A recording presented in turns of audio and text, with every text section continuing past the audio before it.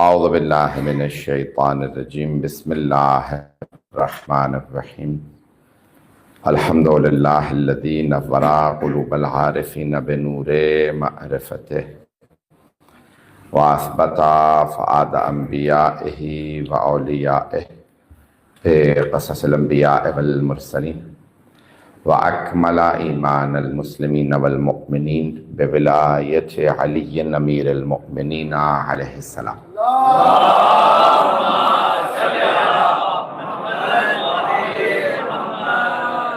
والصلاة والسلام والتحية والإكرام على أفضل الموجودات العابد المؤيد والرسول المسدد المصطفى الأمجد المحمود الأحمد أعني أبا القاسم محمد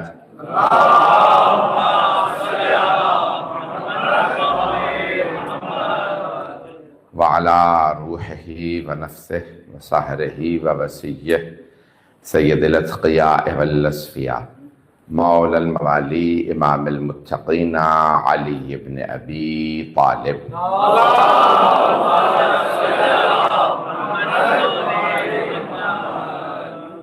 وعلى أصفيائه لا سيما بقية الله في الأرضين روحي وأرواح العالمين لتراب مقدمه الفداء واللعنة الدائمة على أعدائهم أجمعين من الآن إلى قيام يوم الدين.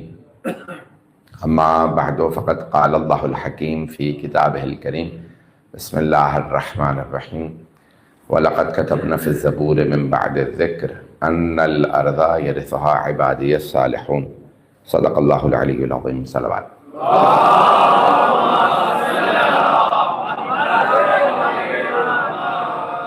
عزیزان گرامی، ہم نے قرآن اور امام زمان علیہ السلام کے عنوان سے اس سلسلے کو شروع کیا تھا. سلسلے کی 10ویں مجلس ہے اور الظاہر انشاءاللہ آخری مجلس ہے آج. مجھے آج رات جانا تھا، بھی فلائٹیں سب کینسل ہو گئی ہیں، تو اب اللہ آگے بہتر جانتا ہے کہ جو بھی وہ فیصلہ کرے گا.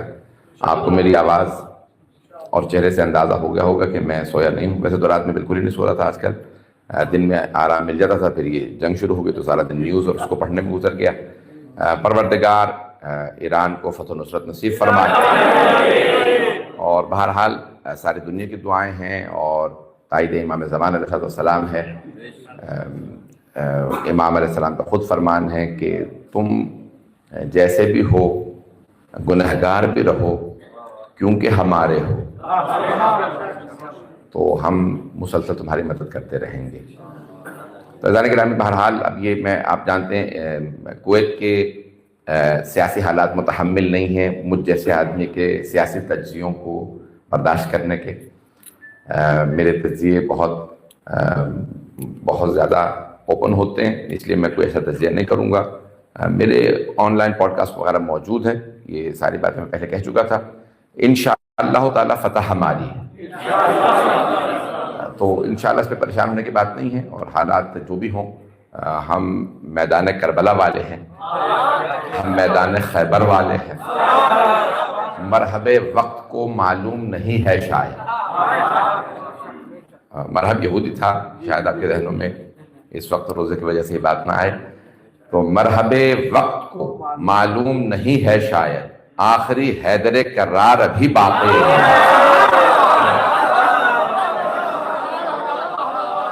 تو حالات جو بھی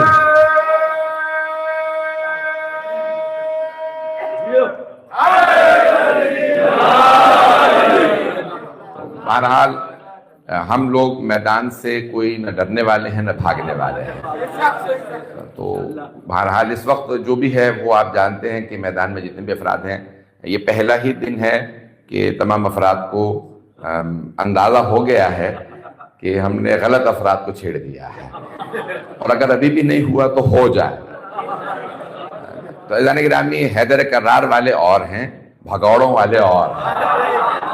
تو اس لیے ہمیں بالکل بھی کوئی پریشانی کی ضرورت نہیں ہے. کوئی پریشان نہ ہو، جو جہاں پہ بیٹھا ہے انشاءاللہ مطمئن رہے. انشاءاللہ میں زیادہ آپ جانتے ہیں کہ میں وہاں اپنا کو بس زور روک رہا ہوں کہ میں نہیں چاہتا کہ اللہ نہ کرے وہ کہا جائے کہ بھئی وہ پڑھ گئے تھے تو اللہ نہ کرے آئندہ مجالس وغیرہ کے لیے پابندی ہوں، کوئی ایسی میں بات نہیں کروں گا۔ تو عزیزان گرامی، 10ویں مجلس ہے، میں نے کہا تھا موضوع کو مکمل کروں گا، قرآن اور پھر حضرت خدیجہ الکبریٰ سلام اللہ علیہ کے عنوان سے بھی مجھے مطالب کو پیش کرنا ہے کہ بی بی محسنہ اسلام ہیں، جن کے اسلام پہ مسلمانوں پہ احسانات ہیں، اور ابتدائی مسلمان جنہیں کہا جاتا ہے صحابہ، تمام صحابہ جناب خدیجہ کے احسان ملت اور ممنوع احسان ہیں، اور بہت سے تو ممنوع احسان نہیں بھی نہ بھی ہوں تب بھی اللہ جانتا ہے۔ آپ کسی کے ساتھ نیکی کریں، وہ آدمی بھلا دے، اللہ نہیں بھلاتا، تو اللہ سبحانہ و تعالیٰ سب کے احسانات کو دیکھ رہا ہے۔ تو عزیزان گرامی، یہ میں آگے جا کے پیش کروں گا، لیکن موضوع کو مکمل کر دوں اپنے۔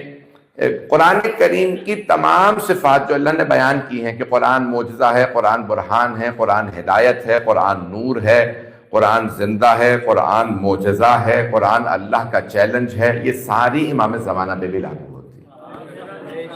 اللہ سبحانہ و تعالیٰ نے وہ تمام صفات کیوں؟ امام زمانہ وارث ہے، قرآن میراث ہے، اور ہمیشہ وارث افضل ہوتا ہے، میراث مفضول ہوتی ہے۔ صاحب الزمان علیہ السلام افضل ہیں کیونکہ وہ قرآن بھی ہیں، وہ تفسیر بھی ہے۔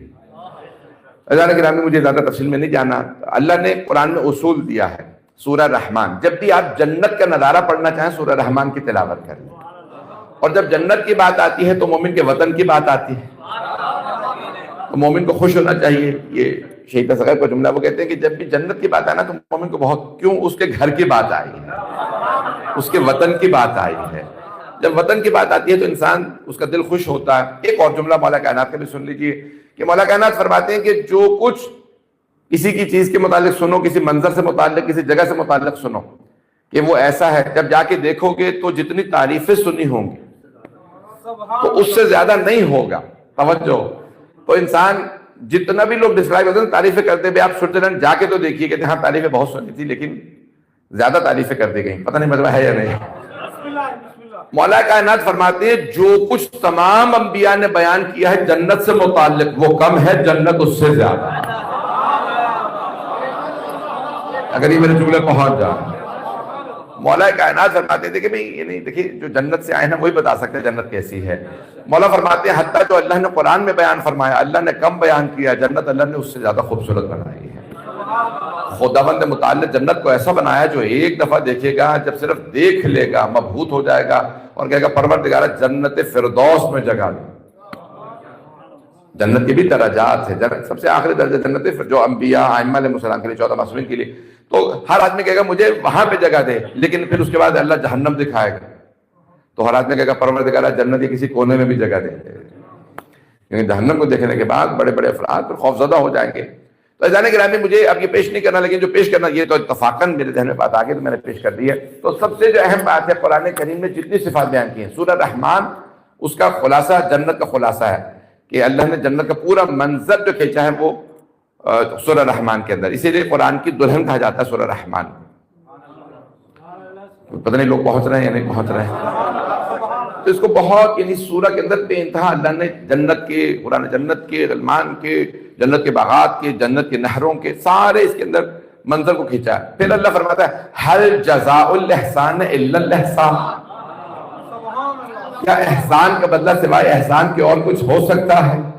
دیکھیے اللہ جب سوال کرتا ہے نا، یہ آپ کیونکہ عرب ملک میں رہ رہے ہیں، حل سوال کے لیے آتا ہے کیا، جب اللہ سوال کرتا ہے تو اللہ جواب نہیں مانگ رہا، اللہ لمحہ فکریہ دے رہا، اللہ سوچنے کی دعوت دے رہا، سوال نہیں ہے کہ مجھے جواب چاہیے۔ توجہ، یہ سوال انسان کو دعوت فکر ہے، سوچو تو ہل جزاء الاحسان الا الاحسان، کیا احسان کا بدلہ، کیا نیکی کا بدلہ سوائے نیکی کے اور کچھ ہو سکتا ہے؟ اور اگر کسی نے پورے دین پہ احسان کیا ہو،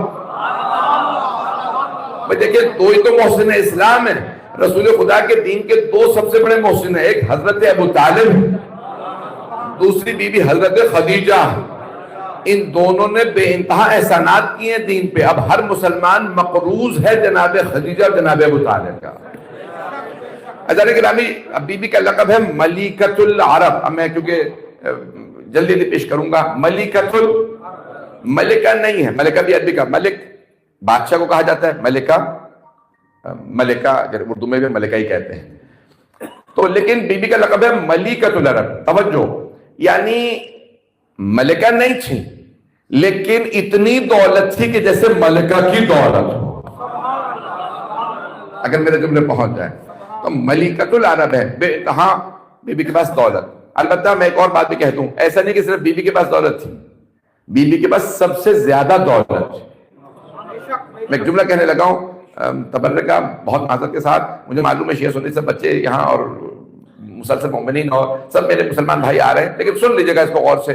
تو جانے گرامی، دولت اوروں کے پاس بھی تھی، مکے میں صرف بی بی کے پاس دولت نہیں تھی، عتبہ کے پاس بھی دولت تھی، شیبہ کے پاس بھی دولت تھی، ابو سفیان کے پاس بھی دولت تھی. دولت مند تو بہت تھے مکے میں، توجہ، سب فقیر نہیں تھے. تو اللہ نے سارے دولت مندوں کو دیکھا، جس کی دولت پسند آئی وہ جناب خدیجہ تھی جو پہنچ گیا ہے،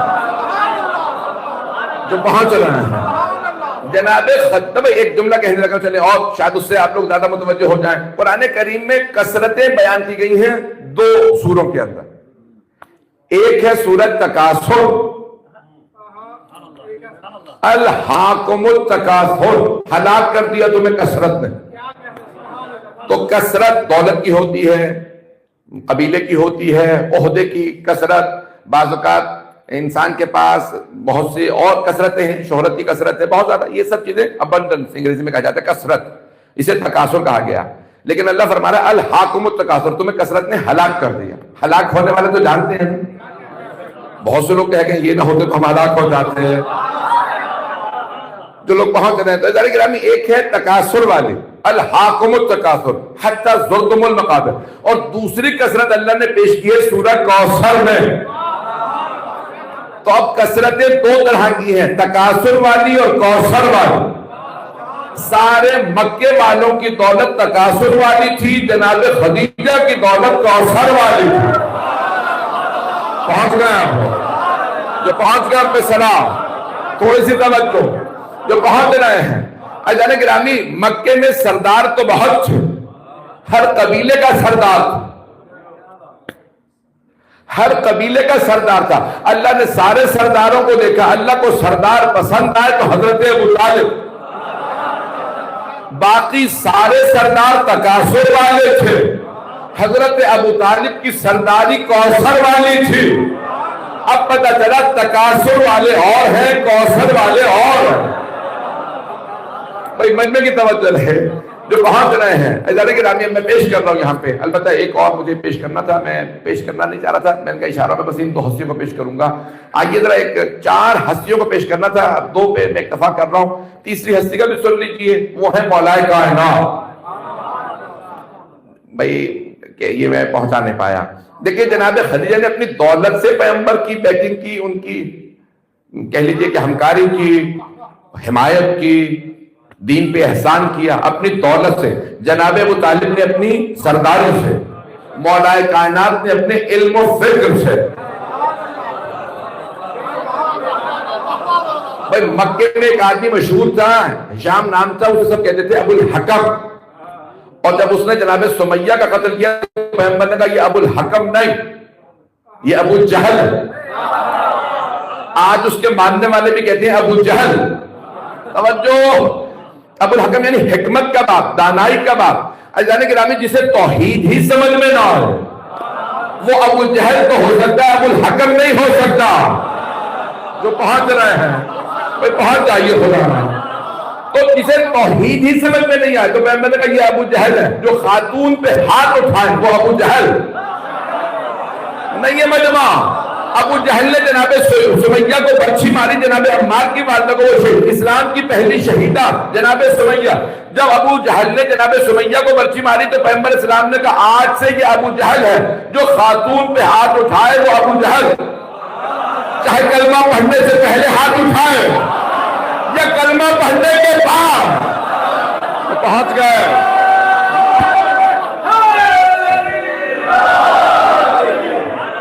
توجہ فرما رہے ہیں، میں اس میں بہت کچھ کہہ گیا ہوں. جو پہنچ گئے ان سب پہ سلام. کہ میں نے نام نہیں لیا ہے تو جانے کہ خاتون پہ ہاتھ اٹھانے والا ابو جہل ہے، جاہل نہیں ہے، جہالت کا بھی باپ ہے. اب دیکھیے تو وہاں پہ مکے میں ابو جہل تو بہت تھے. اللہ کو سارے کے سارے ذہین عقل مندوں میں توجہ، سارے عقل مندوں میں صرف ایک مولا علی پسند آئے کہ میرے حبیب کی فکری کوئی بھی فکر کو آگے پہنچانے والی ہستی ہوگی تو وہ علی ہوگی. کہا نا رسول اللہ صلی اللہ علیہ وسلم نے کبھی اس کی زبان بند کر دو, ابھی میرے منہ سے نام نکلنے والا تھا. یہ فقیر نے آگے کہا کہ میں بہت زیادہ نادار ہوں, غربت میں ہوں, کھانے کو نہیں ہے. پیغمبر نے کہا اس کی زبان بند کر دو. تو دو صحابہ, ابھی میں اتفاق کرنا نام نکل رہا ہے, سویا نہیں ہوں بالکل اس خستہ حالت میں, یقین میں نے پورے ذکر دے رہا ہوں. تو دو صحابہ نے بازو پکڑے گھسیٹنے لگے, ایک نے کہا جلدی چھری نکال, تیاری چھوڑوائیے اسے. مولا علی نے ایک کا ہاتھ پکڑا, کا پیچھے ہٹایا. ابھی رسول خدا نے کہا کہ اس کی زبان بند کرو, اس کی زبان کاٹ دو. اقطع لسان, عربی میں کہتے ہیں نا زبان کا. تو ایک مرتبہ کہ اس کی زبان کاٹو, ہم زبان کاٹنے یعنی اس کو مسجد سے باہر لے آئے ہیں. کہ نہیں, اس کا یہ مفہوم نہیں ہے. رسول خدا نے سب سے کہا رک جاؤ. کہا یا رسول اللہ آپ نے تو کہا زبان بند کر دو. کہا علی سے پوچھو میرا مفہوم کیا. کہا علی کیا مطلب ہے. کہا وہ کہہ رہا تھا میں بھوکا ہوں, نادار ہوں, فقیر ہوں, زبان بند کرو, کاٹو مت, اس کی مشکل کشائی کرو. اب پہنچ گئے لوگ. تو پیغمبر کی فکر کو سمجھانے والی ہستی علی ہے. گرامی ہستیوں نے, اور چوتھی ہستی خود رسول خدا, ان کا کردار نہ ہوتا تو کچھ نہ ہوتا. مجھے نہیں معلوم میرے دل میں پہنچ رہے تھے. آج دولت ہے, حکومت ہے لوگوں کے پاس, مسلمانوں کے پاس دولت ہے, حکومت ہے, بڑے بڑے عالم فاضل لوگ بھی انہوں نے پال لیے ہیں, درباری ملا بھی بہت ہے ان کے پاس, لیکن کامیابی نہیں, کیونکہ کردار محمدی نہیں. مجھے نہیں معلوم میرے جملے پہنچ رہے ہیں.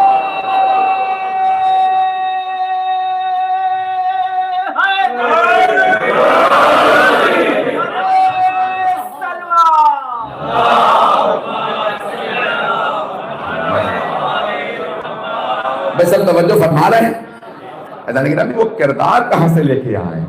حضرت گرامی میں اب یہ تفصیل میں نہیں جانا چاہتا. تو جناب خدیجہ الکبریٰ سلام علیہا بی بی بہت زیادہ پردے دار تھی, اور آپ جانتے ہیں کہ سرکار ختم مرتبت کی بی بی نے تعریف سنی کہ آپ جانتے ہیں رحمت للعالمین مکے میں مشہور تھا. صادق و امین کے علاوہ کہ اگر کسی گھر میں قدم رکھ دیں وہاں فساد ختم ہو جاتا. مجھے لوگ پہنچ رہا ہے. اگر کسی باغ میں قدم رکھیں وہاں پھل بہتر ہوتے ہیں, کسی کی فصلوں میں قدم رکھتے وہاں پہ فصلیں بہتر ہو جاتی ہیں. پتہ نہیں لوگ ہیں یا نہیں. کسی بستی میں چلے جائیں تو وہاں قحط پڑا ہو, قحط ختم ہو جاتا ہے. ختمی مرتبہ کے لیے مشہور تھا. کہا کہ اگر کسی ایسے قبیلے میں چلے جائیں کہ جہاں لوگ جانوروں کا کاروبار کرتے ہیں تو ان کے جانور بچے زیادہ دینے لگتے ہیں, ان کی گائے دودھ زیادہ دینے لگتی ہے. پتہ نہیں لوگ ہے یا نہیں ہے.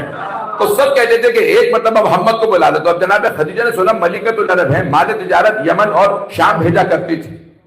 تو بی بی نے ایک مرتبہ سنا, پیغمبر علیہ السلام کی تعریف سنی تو کہا, بی بی کا گھر میں نوکر چاکر بہت زیادہ تھے, ملازم تھے. میسرہ بی بی گھر میں ایلچی تھا. کہا جاؤ محمد کو ہماری طرف سے دعوت دو, ہمارا مال تجارت دمشق لے. میسرہ آیا, کہا کہ محمد آپ کو دعوت دی ہے ملکۃ العرب. رسول خدا اس وقت 24 برس کے جب بی بی نے دعوت دی. آپ جانتے کئی ہفتے لگتے تھے سفر کرنے میں. تو کہا ہماری طرف سے دعوت ہے, میرا مال تجارت آپ لے جائیے. کہاں؟ کہا شام. کہا ٹھیک ہے, لیکن مال تجارت لے جانے میں میری کچھ شرائط ہے, ابھی شریعت نازل نہیں ہو. میں کہا سارا مجمع چلے گا, جنگ وہاں ہو رہی ہے, آپ پریشان یہاں بیٹھے ہوئے. دیکھیں مال تجارت پیغمبر لے جا رہے ہیں. تو آپ نے فوراً فرمایا میری کچھ شرائط ہے. بی بی نے فرمایا مجھے آپ کی ساری شرائط قبول ہے. جو پہنچنے ان کو سلام, پوچھا ہی نہیں. حبیب خدا نے فرمایا آپ سن لیجیے میری شرائط کیا. کہ میں ہر سامان نہیں لے جاؤں, میرے نزدیک کچھ چیزیں تجارت میں جائز ہیں, کچھ ناجائز ہیں. بی بی نے فرمایا جو آپ کے نزدیک جائز ہے وہ ہمیں قبول. سلام و بی بی کی عظمتوں پہ. ابھی تک مجمع میرے ساتھ نہیں پوری طرح سے. یہ چند افراد جو سامنے بیٹھے یہی سنتے تھے کہ پاکستان بھی بولیں گے. حضرت گرامی بی بی نے فرمایا مجھے آپ کے ہر جائز آپ کا قبول ہے. جناب سرور کائنات نے فرمایا جب آپ کا مال تجارت لے جاؤں گا تو منافع میں سے اتنا حصہ میرا ہو. بی بی نے فرمایا ہمیں قبول. کہا کہ اس تاریخ کو سفر کروں گا. پیغمبر آپ جانتے ہیں نا ہر دن سفر نہیں کرتے تھے, منگل کو, جمعرات کو, ہفتے کو. پتہ نہیں لوگ پہنچ رہے ہیں نہیں پہنچ رہے ہیں. مستحب سنت پیغمبر کی سیرت موجود ہے کہ اس دن اس تاریخ کو سفر کروں گا. بی بی نے کہا قبول. جس دن آپ کہیے گا میرا پورا لشکر تیار رہے گا، سارے اونٹ تیار رہیں گے، آپ کی سواری گھوڑے تیار رہیں گے، سارے نوکر آپ کی خدمت میں رہیں گے، جس دن کہا کہ اس تاریخ کو اتنے وقت پہ، اتنے پہر پہ، پتہ نہیں لوگ ہیں یا نہیں، صبح کے اتنے پہر پہ میں سفر میں مدینے سے مکے سے نکلوں گا۔ بی بی نے کہا قبول ہے، پیغمبر تشریف لے گئے۔ اب بی بی نے آواز دی، میں سر اب بی بی کے خادمہ، یہاں تک بعض علماء نے لکھا کہ جب بی بی کا برقع میں نے کہا نا زمین پہ خط کھینچتا تھا تو خادمہ ساتھ چلتے، پتہ نہیں لوگ ہیں یا نہیں۔ تو ایک مرتبہ خادمہ گھر کی کنیزیں موجود ہے، بی بی نے میسرہ کو، بی بی برقع لیتی تھی، پیغمبر سے حجاب میں بات کی، ایک مرتبہ کہا میسرہ جس دن یہ کہیں اس دن سفر کرنا، یہ میرا مال تجارت نفع میں بیچے تم نفع میں بیچ دے، یہ خسارے میں بیچے تم خسارے میں بیچ دے، یہ کہیں کہ رک جاؤ تم رک جاؤ، یہ کہیں چل دو تم چل دینا، میسرہ یہ کہیں دل ہے، چاہے تارے چمک رہے ہو تم کہنا دل ہے، یہ کہیں رات ہے چاہے سورج چمک رہا ہو تم کہنا رات ہے۔ ابھی بھی مجمع نہیں ہے، ابھی قرآن نازل نہیں ہوا، آیت نہیں آئی یا ایھا الذین آمنوا اطیعوا اللہ و اطیعوا الرسول، اے ایمان والو اطاعت کرو اللہ اور اللہ کے رسول کی۔ جناب خدیجہ ابھی سے اطاعت سکھا رہی ہیں، وہ اور ہوں گے جو قرآن کے منتظر ہوں گے، بی بی پہلے سے مطیع فرما رہتا۔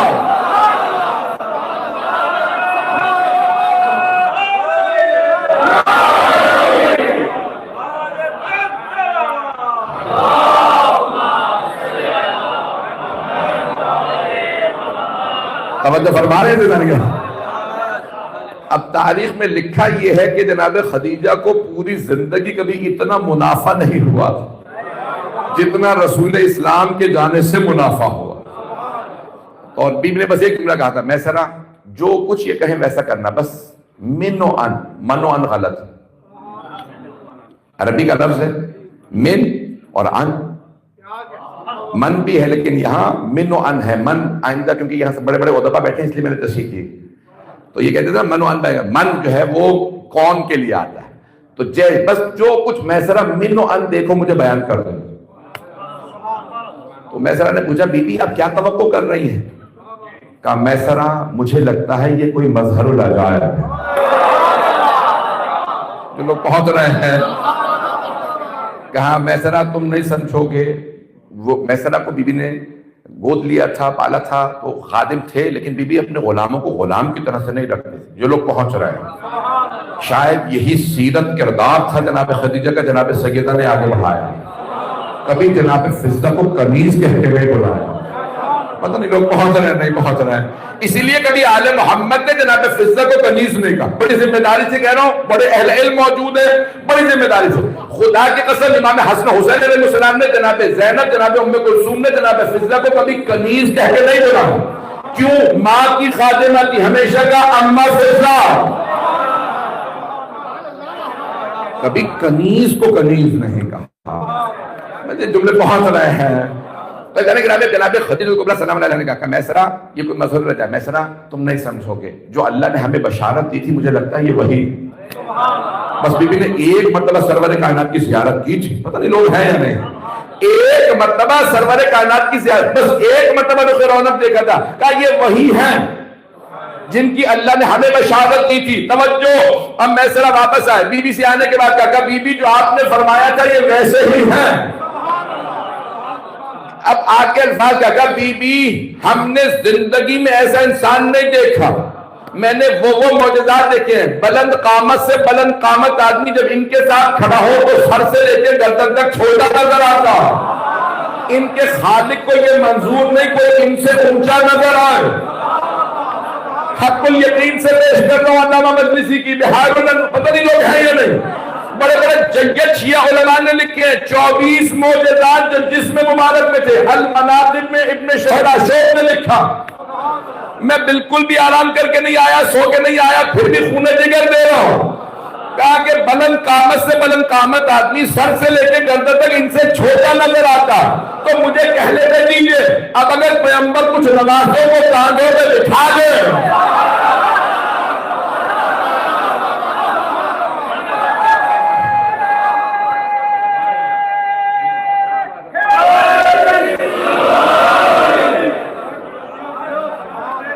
نے فرمایا میسرہ اور کیا دیکھا؟ کہا بی بی ہم نے دیکھا کہ ان کی پیشانی سے مسلسل ایک نور نکلتا رہتا. پیشانی سے پیغمبر اسلام کی کہا محمد کی پیشانی سے ہمیشہ ایک نور نکلتا رہتا. کہا بی بی رات میں بھی نور نکلتا. توجہ، ایک ام المومنین یہاں تک کہتی ہے جب صحابہ دروازے پہ آ کے بیٹھے رہتے تھے. آپ نے تو سنا ہی نہیں کبھی صحابہ کے در پہ آ کے بیٹھے، رسول اسلام کے دروازے پہ آ کے بیٹھے رہتے تھے. بھئی صحابہ کا یہی مقام ہے. صحابہ ہیں در والے، علی ہیں گھر والے. چلتے رہیے گا خدا. توجہ فرما رہے ہیں نا جنرل.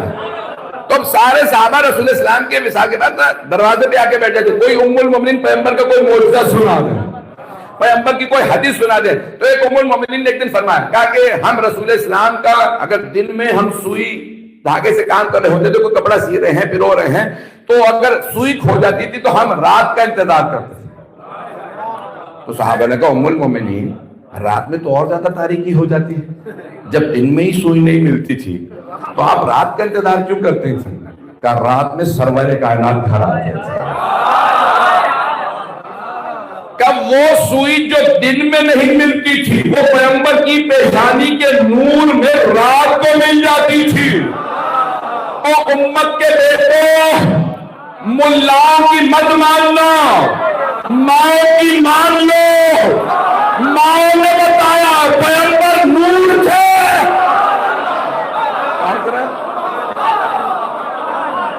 ملا کہہ رہے ہمارے جیسے تھے. ام المومنین بتا رہی ہے پیغمبر کی پیشانی سے نور آتا تھا. جو بہت نا ان سب پہ سلام ہو. فیضان گرامی کہا کہ میسرہ اور کیا دیکھا؟ جناب خدیجہ نے پوچھا. کہا کہ بی بی ان کے بدن سے خوشبو آتی ہے، ایسی خوشبو آتی ہے کہ 1 سے 2 دن تک جہاں سے گزر جائے خوشبو آتی رہتی ہے. کچھ لوگ پہنچ رہے ہیں 1 سے 2 دن تک. مشرکین و کفار کہتے تھے یہاں سے لگتا ہے محمد گزرے. تو دوسرا پوچھتا تمہیں کیسے پتا چلا؟ میں بھی یہی سوچ رہا تھا محمد کہ جیسی ان کے بدن سے خوشبو آتی کسی پھول میں نہیں ہے، محمد گزرے ہوں گے تبھی تو خوشبو بتا رہی ہے. اب سمجھ میں آیا حدیث سے قصہ کا جملہ. جب دونوں شہزادے گھر آئے تو فرمایا یا امہ مادر گرامی انی اشم عندک رائحۃ طیبۃ کأنہا رائحۃ جدی رسول اللہ. مادر گرامی آپ کے پاس سے ایسی خوشبو آ رہی جیسی نانا کے بدن سے.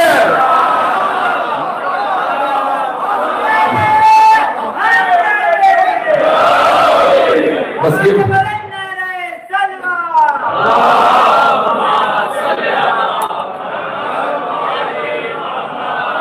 یہ دنیا کے 2 نواسے ہیں جو خوشبو سے نانا کو پہچان.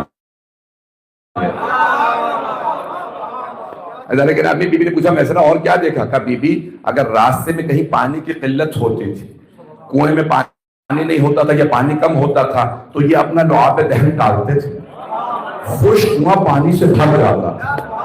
کہ کئی مقامات پہ کھارا پانی تھا، پانی پینے لائق نہیں تھا، یہ اپنا لعاب دہن ڈالتے پانی میٹھا ہو جاتا تھا. پتہ نہیں لوگ پہنچ رہے ہیں یا نہیں پہنچ رہے. جن کے لعاب دہن میں اثر ایسا ہو، سوچئے ان کے خون کا اثر کیسا ہوگا. میسرہ اور کیا دیکھا؟ کہا بی بی ہم نے دیکھا کہ پورے راستے میں اتنے ہفتے گزرے، جاتے میں آتے میں ہمارے ناخن بڑھتے تھے، ہمیں کاٹنے پڑتے تھے، ہمیں اپنے بال کاٹنے پڑتے تھے. کہا نہ ان کے بال بڑھتے ہیں نہ ان کے ناخن. نہیں ہے مجمع، نہیں ہے مجمع. جب پوچھا تھا نا حق الیقین میں نا میں سے کہا کہ اللہ نہیں چاہتا تھا کہ ان کے ناخنوں پہ کسی کے پاؤں آئے، اللہ نہیں چاہتا تھا ان کے بال ہوں لوگوں میں. تو بس رسول اسلام نے کیا کیا؟ حجت الوداع کے موقع پہ بس 1 مرتبہ، لوگ پہنچ رہے ہیں نہیں، 1 مرتبہ اپنا سر تراشا. حج کے اندر واجب ہے سر کا موڑنا، اگر ذہنوں میں ہو حلق تو آپ نے 1 مرتبہ جو ہے کہا کہ بھئی یہ آپ کا جو ہے وہ حلق کر دیا جائے سر کے بعد. تو سارے صحابہ نے آپس میں کہا کہ پیغمبر کے بعد زمین پہ نہ گرنے دینا، تبرکن بانٹ لو. تو سارے صحابہ نے تبرکن رسول اسلام کے منہ مبارک، ان کو بال نہیں کہا جاتا، منہ مبارک بانٹ دیے. کبھی ہاتھوں میں رکھ کے دعا مانگنا قبول ہو جائے گی. پتہ نہیں لوگ ہیں یا نہیں. ہاتھوں میں رکھ کے دعا مانگنا قبول. مجھے تعجب ہے مسلمانوں پہ، ماننے پہ آتے ہیں تو بال کو مان لیتے اور نہیں مانتے تو حال کو نہیں مانتے.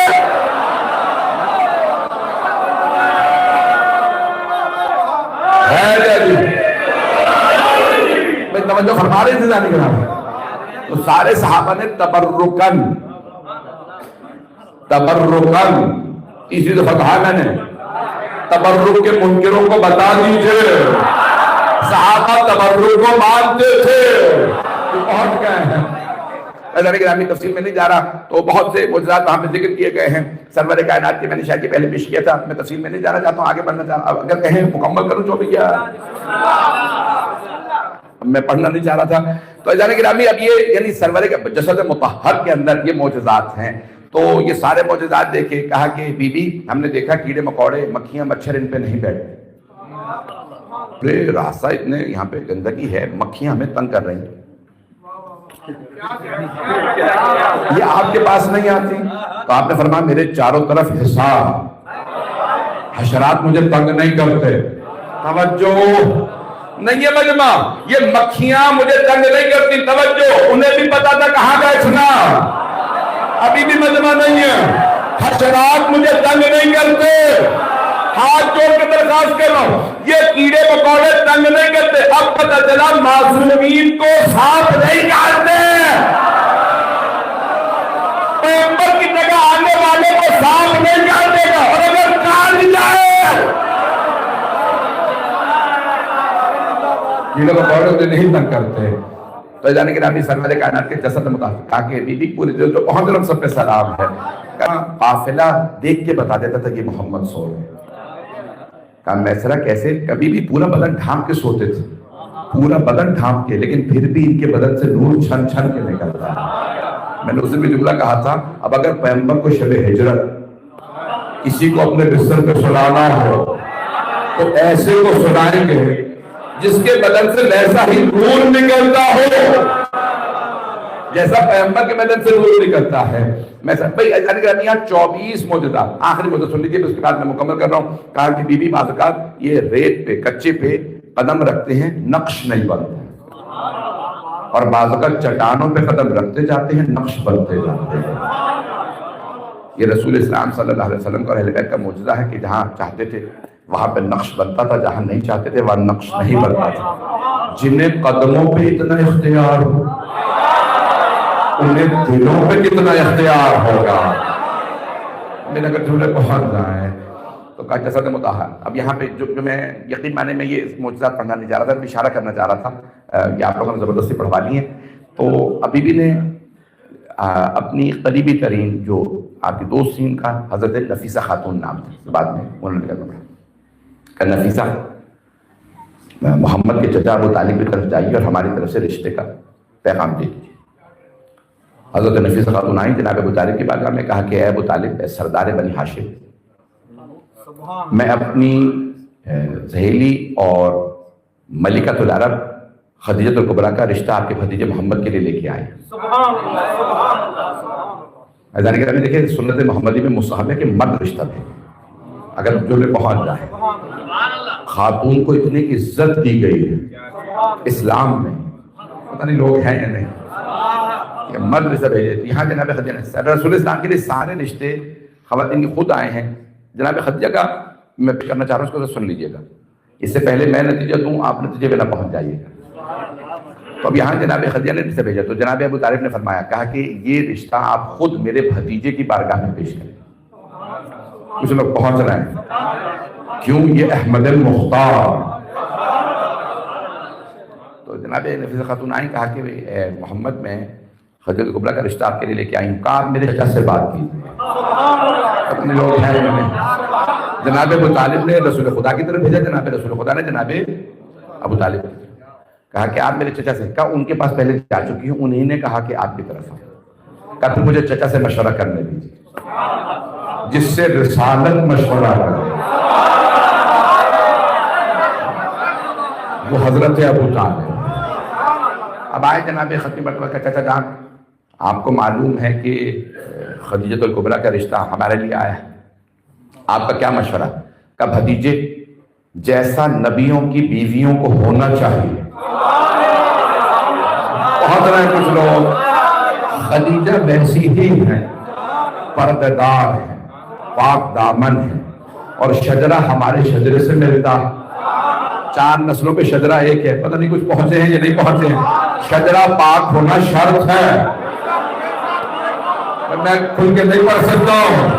جو پہنچ رہے ہیں کہا خدیجہ کا شجرہ پاک ہے، کردار پاک ہے، باحجاب ہے، با کردار ہے.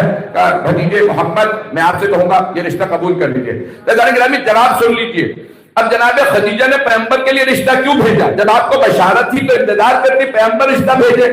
سن لیجیے جناب عزیزان گرامی، اگر جناب خدیجہ پیغمبر کا انتظار کرتی اور پیغمبر رشتہ بھیجتے تو سارے کے سارے دشمنان رسالت لکھتے تھے کہ محمد نے دولت دیکھی تھی، یتیم تھے، نادار تھے، اس لیے خدیجہ کا رشتہ بھیج دیا. جناب خدیجہ نے خود رشتہ بھیج کے بتایا محمد میرے نہیں، میں محمد کی طلبگار تھی. عظمت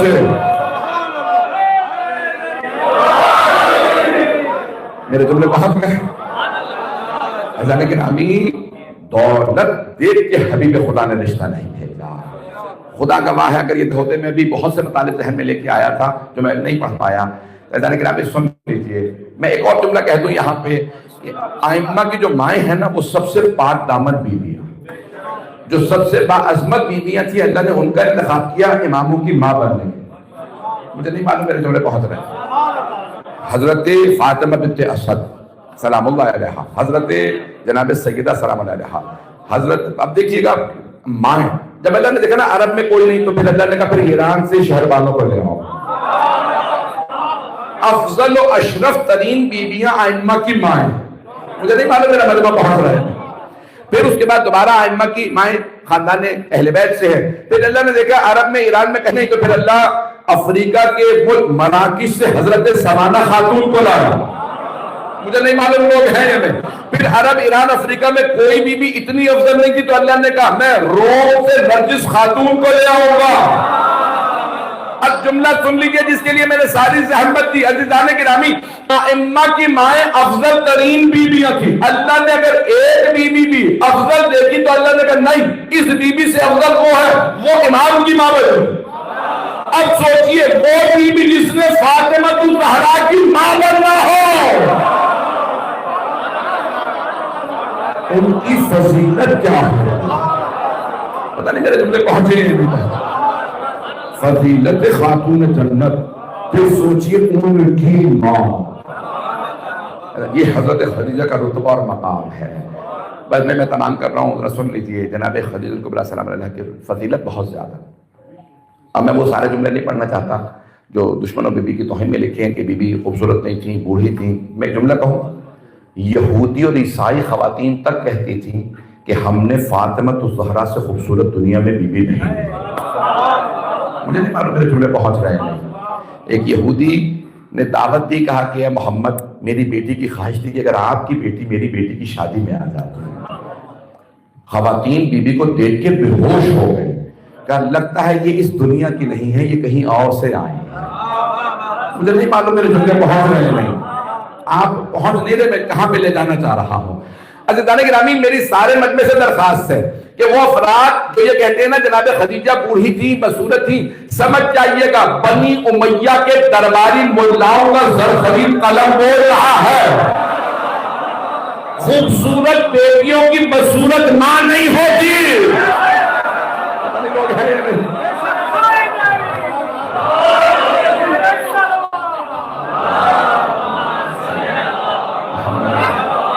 پہنچ گئے. صرف امہات المومنین نہیں کہتی تھی فاطمہ سے زیادہ خوبصورت کوئی نہیں. یہودی و عیسائی خواتین تک کہتی تھی ہم نے سیدہ سے خوبصورت نہیں دیکھا. کسی بصورت ماں کی اتنی خوبصورت بیٹی کیسے ہو سکتی ہے؟ مسلمانوں تعصب کیوں رکھتے ہو علی و بطول سے؟ میں آخری جملے پڑھ رہا ہوں.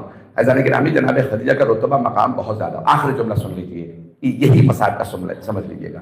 جب پیغمبر معراج سے واپس آئے تو صحابہ نے پوچھا یا رسول اللہ، اللہ نے آپ سے کلام کیا، کچھ کہا؟ کہا اللہ نے خدیجہ کو سلام بھیجا. پتہ نہیں میرے جملے پہنچے یا نہیں. میں جانتا ہوں بہت سی آنکھوں میں آنسو. میں نے کہا تھا نا اسی کو مسائل کا جملہ سمجھ. کہ اللہ نے خالق نے خدیجہ کو سلام بھیجا. پروردگارہ رسول خدا نے پوچھا یا رسول اللہ، پروردگار نے پھر کیوں سلام بھیجا خدیجہ کو؟ کہا خدیجہ کی قربانیوں کے نتیجے میں۔ کہا جب میں جنت میں گیا نا تو جب میں آیا تھا، دیکھیں جب جنت سے آئے تھے تو کیا کتنے محل تھے؟ 14۔ اگر دیکھ سکیں میری طرف، آئے تھے تو 14 کہ رسول خدا کا محل، جناب مولا کائنات، جناب سیدہ، کہ ہمارے جنت فردوس میں۔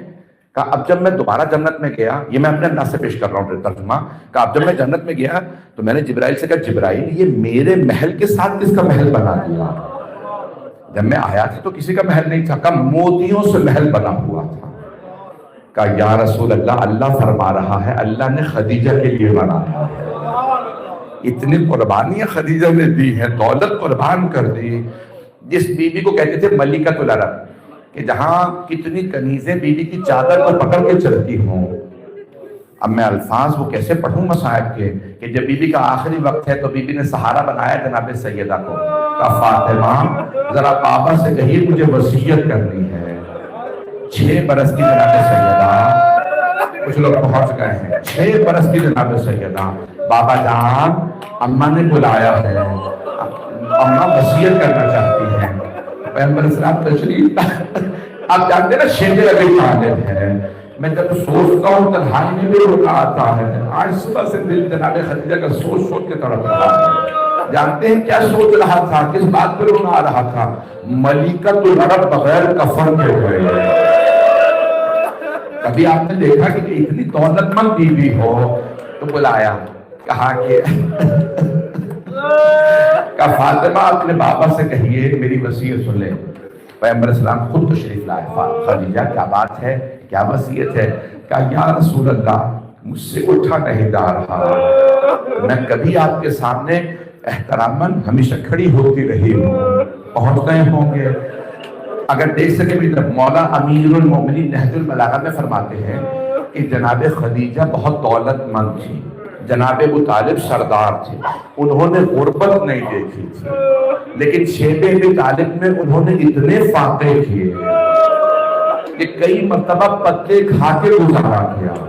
جناب خدیجہ دولت مند تھی، طرح طرح کے کھانے تھے، رسول خدا کی خاطر شیب ابی طالب میں رہے کہ پیغمبر اسلام شیب ابی طالب میں کا پتے۔ مولا فرماتے ہیں اتنی جناب خدیجہ کمزور ہو گئی تھی کہ جب پتا بھی کھاتی تھی تو پیٹ میں نظر آتا تھا، آپ کی کھال باریک ہو گئی تھی، کمزور ہو گئی، کہ مجھ سے اٹھا نہیں جا رہا یا رسول۔ 2 برس 2.5 برس کوئی کسی کے لیے قربانی نہیں دیتا، کہ یا رسول اللہ بس میری وصیت یہ تھی کہ میرے بعد آپ شادی ضرور کیجئے گا، میری فاطمہ کا خیال رکھیے گا۔ آپ کے خیال میں بی بی خدیجہ یہ رسول خدا کو وصیت کر رہی ہے؟ نہیں، امت کو وصیت کر رہی ہے۔ اور مسلمانوں میرے احسانات کے بدلے میں میری فاطمہ کو مت رلانا، دروازے پہ آگ نہ لے آنا۔ بھئی میں کیسے پڑھوں یہ سب؟ 2 منٹ رہ گئے میں مکمل کر رہا ہوں۔ مغرب کا قریب ہے، دعا مانگ لیجیے گا۔ آج آئیں بی بی سید جناب خدیجہ کا واسطہ دینے لگا، اگر دیکھ سکے تو دیکھیے، تو آنکھیں بند کر کے ذرا چلیے مکے جنت معلّہ کے بی بی خدیجہ کا آخری وقت ہے۔ بس ایک اور جملہ کہا، یا رسول اللہ مجھے تیری پوشاک میں دفنا دیجیے گا۔ جب کہا نا کسی زوجہ نے اب آپ کو خدیجہ سے بہتر بیویاں مل گئی ہیں، کہا خدا کی قسم واللہ، خدا کی قسم مجھے اللہ نے خدیجہ سے بہتر زوجہ نہیں دی۔ کہا کیوں آپ ایسا کہتے ہیں؟ کہا اس وقت مجھ پہ ایمان لائیں جب لوگ میری تکذیب کر رہے تھے، جب لوگ مجھ سے دامن چرا رہے تھے، خدیجہ نے اپنی دولت مجھ پہ قربان کی۔ اور کہا جب میں کفن نہیں لا سکتا تھا، شیب ابی طالب میں میرا حلقہ پانی بند تھا، سب نے میرا بائیکاٹ کر دیا تھا، خدیجہ نے آخری وقت میں بھی میری آبرو کی خاطر وصیت کی مجھے میرے لباس میں دفنا دے۔ جانتی تھی میں کفن نہیں لا سکتا، کہا کیا میری شریعت میں وصیت پہ عمل واجب ہے؟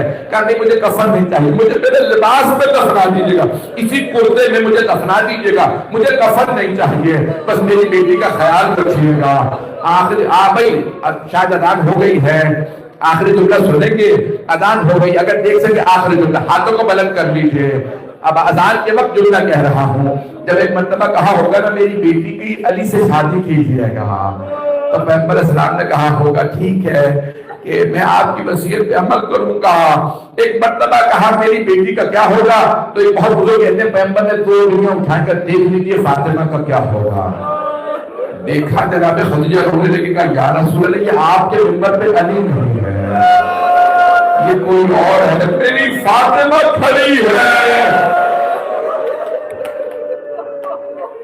الا لعنت اللہ علی القوم الظالمین وَسَيَعْلَمُ الَّذِينَ ظَلَمُوا أَيَّ مُنْقَلِبٍ يَنْقَلِبُونَ۔ پروردگار ہم سب کی عاقبت بخیر فرما، ایران کو فتح و نصرت نصیب فرما، پروردگار ہمارے تمام مومنین کی جان مال عزت کی حفاظت فرما، لبنان میں، شام میں، عراق میں، ہر جگہ سے مومنین کی حالات خراب ہے، شہر حیدر کے جان مال عزت کی حفاظت فرما، پروردگار دشمنان اسلام، دشمنان اہل بیت کو نیست و نابود فرما، پروردگار اسرائیل کو غارت فرما، امریکہ کو غارت فرما، مومنین کی حفاظت فرما، ایران کی حفاظت فرما، ربنا تقبل منا انك انت السميع العليم بحق محمد وآلہ الطیبین الطاہرین المعصومین۔ سورۃ فاتحہ، 3 مرتبہ سورۃ اخلاص۔